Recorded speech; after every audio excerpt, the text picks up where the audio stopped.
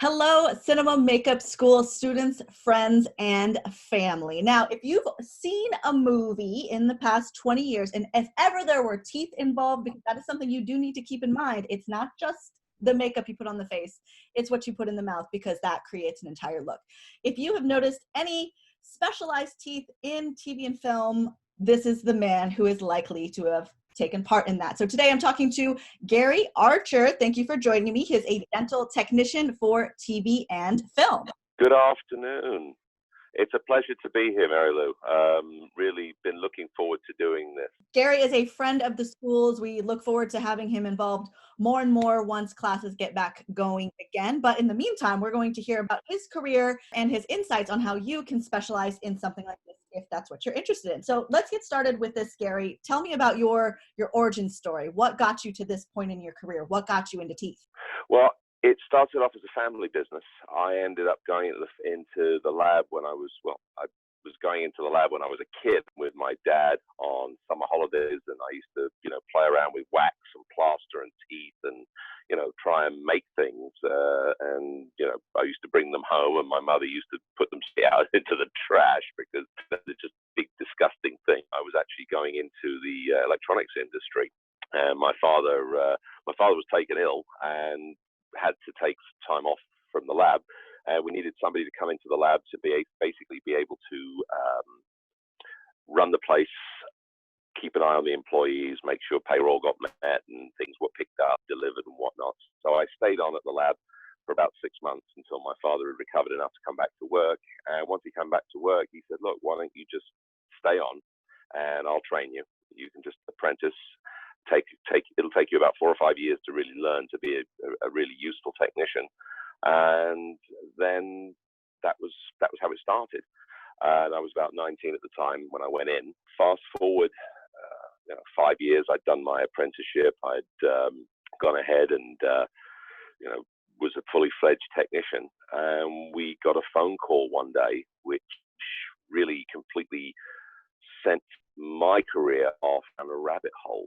And it was actually from one of my dental clients who told me, he pulled up and he said, look, I've got a patient in the dental chair and he's asking to do he needs some teeth, but he needs some teeth that will fall out on camera. He says, and having teeth that fall out on camera, it's something that a dental technician, it's something we never do. Everything we do is designed to stay in, replace teeth. You don't want your teeth falling out during the day. And so my doctor, Dr. Torgan, basically referred us to the legend, Greg Canham. And Greg basically asked us if we could make a set of teeth that would fall out of someone's mouth into a glass of water. And that was, as you probably are starting to already guess, was for the late Robin Williams in Mrs. Doubtfire. And that was literally the first set of teeth that we actually ever did for the film and television.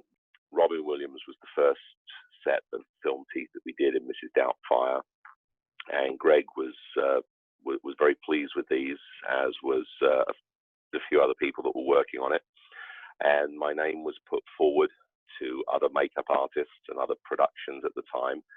And at the time, there was nobody here in, I'm going to even venture to guess, there was nobody out here in California. There were very, very few people, I think, in the United States that were actually doing this as a crossover from dental technology to film and television prosthetics. And consequently, I became busier than I'd ever been in my career, keeping up with making prosthetics for films. It wasn't just teeth that we were making. We were doing a whole series of prosthetic removable braces. Prior to that, what would end up happening, the talent would end up going to an orthodontist and having metal brackets bonded on the teeth for the length of the production. And as anyone that's ever worn braces, how much of a pain and how uncomfortable and miserable that can be. And so we perfected a way of making completely removable braces that looked like they were wearing braces, but they really weren't. And they were completely removable at the end of the day. So along with teeth, braces, we did retainers. We did a lot of gold teeth, and we did quite a bit of horror teeth as well, which first came up not long after Mrs. Doubtfire. We were contacted by the legendary Stan Winston Studios, and we were asked if we could come along and help them with the characters, the main characters for the film. They really wanted some teeth that looked good, but that the talents were able to talk with, act with, and at the time, a lot of the materials out on the market were very, very monochromatic. A lot of the teeth materials, a lot of the acrylics out there didn't really have the sparkle, luster, and shine of some of the dental acrylics that we were using. And we ended up crossing over, taking over the teeth for the main six characters: Tom Cruise, Brad Pitt, Antonio Banderas, Stephen Ray, Sarah Stockbridge, and Kirsten Dunst. We did the characters. We did all the characters, and Stan absolutely loved them. He was very pleased with them. The makeup people were very pleased with them. We had to actually end up doing quite a lot of sets because they needed long ones, they needed short ones, they needed ones for biting with, and they needed ones that they had to put in the mouth with blood packs to make it look like the blood was pouring down when they bit somebody. So we fabricated all of those, and that was all done through Stan's studio, and they were just absolutely wonderful, wonderful people to work with. Extremely, extremely meticulous in their work, and the studio, obviously Stan has passed, but his son Matt has taken over the reins there and is continuing his father's legacy. And I had the opportunity to meet Matt in January at the IMATS show, and I'd never met him before, and just looking at him, it was looking like a carbon copy of his father. It's a wonderful, wonderful fellow. So if you're out there watching, Matt, it was lovely to see you and kind of show you what we had left from some of the pieces that we made, and taking a picture with you. It's lovely to meet you. But anyway, I digress. We did the interview with the vampire teeth, and it just snowballed from there. There were so many productions that they felt that teeth and eyes seemed to be the big selling points. Hollywood was going through a period of less was more, and a lot of character actors were just using a small amount of prosthetics and a lot more of the makeup that were done by makeup artists. And another one that comes to mind is Sir Anthony Hopkins in Nixon. We went ahead and made these pieces for Tony. Wonderful, wonderful man. And he loved wearing his teeth for the show. And we did another piece for another actor in there, Paul Sorvino. He played Henry Kissinger. Now, it was for teeth that he wanted. He needed an appliance to push his lower lip out to make him look like Henry. So we came up with this appliance that clamped onto his posterior teeth, and he wore it in the front, and it just bulked his lip out. And that led me down another idea. We make these what are now called plumpers, and these pieces are items that go in the mouth that push out the cheeks, that push up under the eyes, around here, to make the talent look fuller, make them look a little heavier. It's in conjunction with a lot of the things that your makeup artists do to make old age makeup, but it's just another little tool for the artist to have in their toolbox, to know that when you want to age somebody and you want to make them look jowly, you don't necessarily have to sculpt prosthetics and spend hours putting it on. There are little pieces that we can make on the inside to make it look as if somebody's put on 5-10 pounds. And in extreme cases, we use them when there's been mouth injuries. Somebody's been hit in the face and they've got big swollen fat lips. We did a set for Margot Robbie on I, Tonya. We did the braces for her, but in a couple of the scenes where she was playing Tanya Harding doing the boxing, we made boxing mouth guards, and we also made some appliances that she could wear after some of the fights where she was getting beaten up, to make the face look more swollen and puffed out. And it's just another little trick that we do. Great. So it seems like the rabbit holes that you ended up going down, it caused you to be part of a revolution in how teeth makeup, dental makeup was utilized. So with the fake braces that didn't require people to actually put in their teeth, or to build pieces that go inside your mouth, like that had to be revolutionary, because people were building from the outside or going in different directions. You give them a quicker way to do it. So I love that you troubleshoot and have this hand in the industry. I don't know if you can kind of see over my kind of pan up there. You can kind of see there's shelves up at the top, and I'll move them over there, and you'll be able to see some of the names. I don't know if you can see that or not, but there's quite a few sets of molds from various talent over the years that we've done, that we've made prosthetics for. And but there are some that stand out as that really stand out in my mind. But to be honest with you, every film that I've ever worked on, that I've done something even as small as a gold tooth, a missing tooth, a retainer, it's given me a happy feeling knowing that I've been able to accentuate the makeup artist's skill and provide them with something tangible to make the illusion believable. And I think probably some of the hardest ones to do that with are films or shows where the character has a missing tooth or gets a tooth knocked out. You recently posted about that on your Instagram. Yes, I did. I put a couple of pictures up on there because that is still, without using CGI graphics, it is still probably the hardest effect to replicate. If you consider how people smile when people have, big teeth and they've got a great big smile in there, how do you make it as if someone's missing a tooth?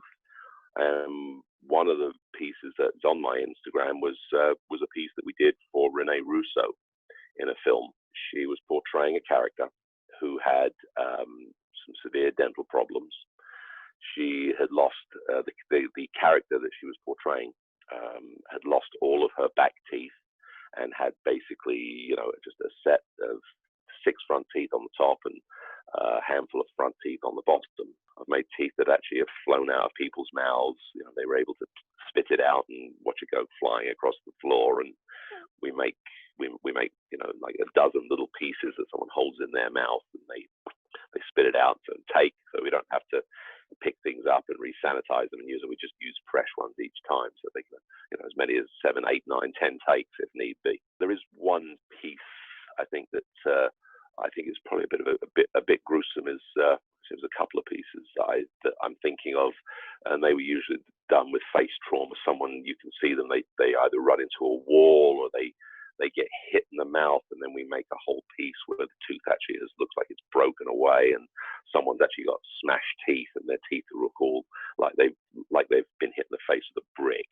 And again, it's just a set of acrylic veneers that are made over their own teeth.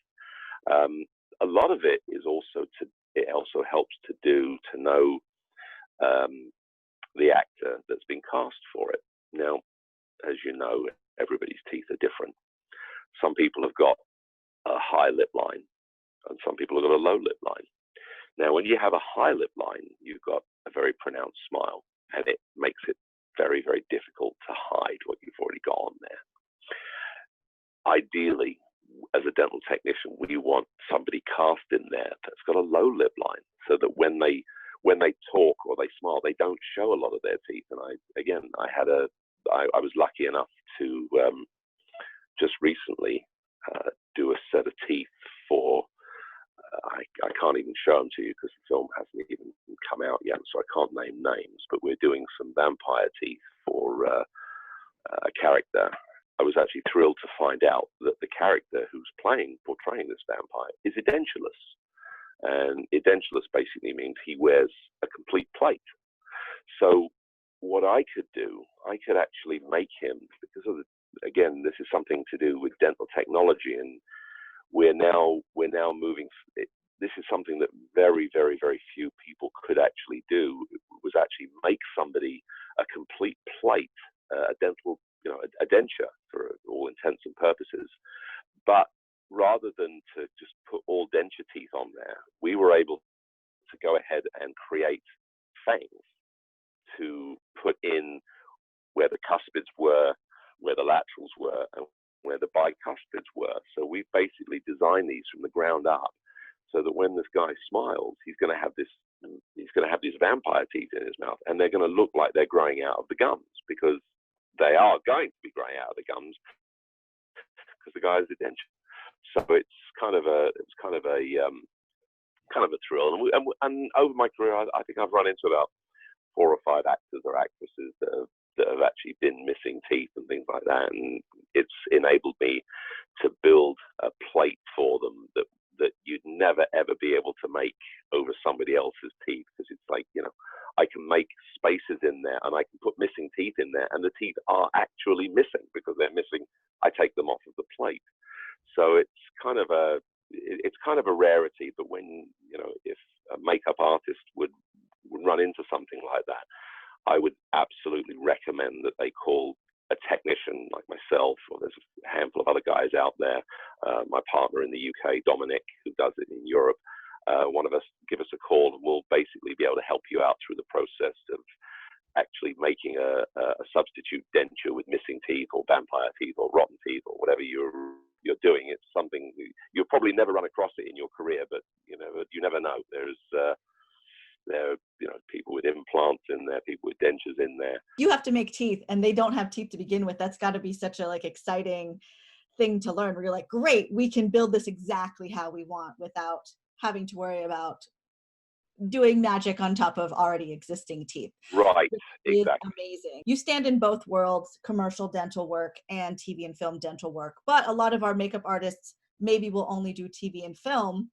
What's the benefit of specializing in doing dental work? It's probably from a safety aspect. I can look into a talent's mouth. Obviously, I can't recognize conditions. However, I do know what a healthy mouth is supposed to look like. Taking impressions on implants or bridge work. Now, in today's world, as you know, somebody loses a tooth and they can have an implant put in there, and certain materials that are being used to take impressions, some are more have got more viscosity than others. Rubber-based impressions, alginate impressions, polyvinyl siloxane impressions, things like that. Knowing what materials to use, knowing what I'm dealing with, knowing the fact that somebody's got $30,000 worth of implants and bridge work in their mouth, you better be very, very careful what you put in that mouth, because you can't afford to chip, damage, crack, stain, or in any way affect their real teeth, because you will end up, there'll be a big trouble. And I touched on this, I believe, when I was down at cinema makeup school, with the paint-on stains. And something that I've never really liked is paint-on stains, because of the way that they can stain porcelain work. It can get inside an unsealed margin. It can damage fragile porcelain veneers. So things like that should be avoided. Making vacuform templates is fine. You can use a vacuform template over it. They're actually really, really handy to put the stain on the vacuform template as opposed to the talent teeth. But a lot of times people build prosthetics on a vacuform template, and you have to absolutely make sure you don't lock into undercuts, using materials directly in the mouth that you shouldn't be using. And I get many messages and not so many phone calls, but I do get a lot of Instagram messages, and I get a lot of email messages asking me techniques. Can this be used in the mouth? Can that be used in the mouth? I'm going to make this thing, and I'm going to use gold leaf paint, or I'm going to use this. And I'm like, no, don't use that. Don't use this. Don't use something else. The only materials that go in the mouth are ADA certified for dental use only. Don't use things that have been chromed in a chromed shop, because that's not that's not safe. It's toxic. Don't use paints that are not designed. You know, there are acrylic stains that are out there that are designed and are safe for the mouth, and there's a lot of stuff that isn't safe for the mouth, and you would be absolutely amazed at some of the things that I see and I'm asked, and I've been called in to troubleshoot on, and I'm like, no, that's not a good. So that basically brings it back down to education and things that we want to make sure that the makeup artists and the prosthetic people are safe and they're using the right materials. And that's where having the dental background comes in, and knowing exactly what can and cannot be put in the mouth, how to take pressure, how not to choke somebody, the best way of mixing alginate. Dental alginate is different from boxed alginate, as I'm sure everybody knows. There are safe materials to use. There are pros and cons with all materials to use. And when in doubt, call the cavalry. When in doubt, call somebody that is that's in the business, that's in the trade. The knowledge is out there. The knowledge is free. There is no deep dark secret. There are some guys out there that will tell you that you need to be, you've got to have special licensing, you've got to have special certification. You're the only, there's people that say, I'm the only one that's allowed to do it. I'm the only one that's certified and specialized, and that simply is not true. Anybody can do this. However, there is a caveat. If you're going to do it, make sure you do it correctly, make sure you do it safely, and make sure you've got the knowledge to do it. And like I said before, the knowledge is out there. The knowledge is free. More than happy to give you advice, give you guidance. I know there's some plans afoot to, do some more of this at Cinema Makeup. We want to, we want to be able to teach this. We want people that have got this this burning desire to make teeth. And I've seen some of the products that you guys have been posting on your Instagram, and some of the teeth that some of your students have made, and damn, those things look good. And I know Robert is down there at the school, and some of his stuff is phenomenal. His skill set far eclipses some of the things that I could do, I'm sure. As I said, I'm more into character teeth rather than monster teeth, but some of the things that your students have made are they're top notch, and I don't know if I can actually help improve on things like that, but if I can, give advice or lessons on things like that, it'd be my pleasure to do so. Let's talk about a little bit of advice that you might have on making teeth, along with any health and safety things that should be kept in mind. You mentioned some things already, but if there was anything else. Well, obviously now we are entering a whole new world since this quarantine, lockdown, pandemic, whatever you want to call it. Everybody is running around. We're all wearing masks. We're all completely, staying away from people, social distancing, as they're calling it. And what we are now doing, obviously, we are now in the eye of the storm as the dental community. And I'm not talking so much even the makeup, but as the dental community, we are in the eye of the storm. I've been working with my offices, and new procedures, new infection control procedures, new procedures for working chairside in the offices. Now, I do remember back in the day, back in a time where dentists actually wear gloves when you were getting an exam, unless they were doing cutting, drilling, surgery type stuff. Then, as everybody remembers, came the HIV epidemics and whatnot. And we, as the dental community, got through that with new guidelines. And pretty much the same thing is going to happen with this COVID-19. We're going to get through this with new guidelines, and hopefully we'll be able to adapt these guidelines for use in the makeup industry. For the time being, until we've moved further forward into more of an understanding of what this is and how this can be transmitted and how it can be controlled and how it can be eradicated, my advice to anyone out there that's planning on doing this would be to, speak to a dental professional in regards, or if your talent is nervous or worried, send them to a dental professional. Call in a dental professional to do the impressions for you, to pour them, to decontaminate them for you, to make the models, and then return you the models at that point that you can work on safely.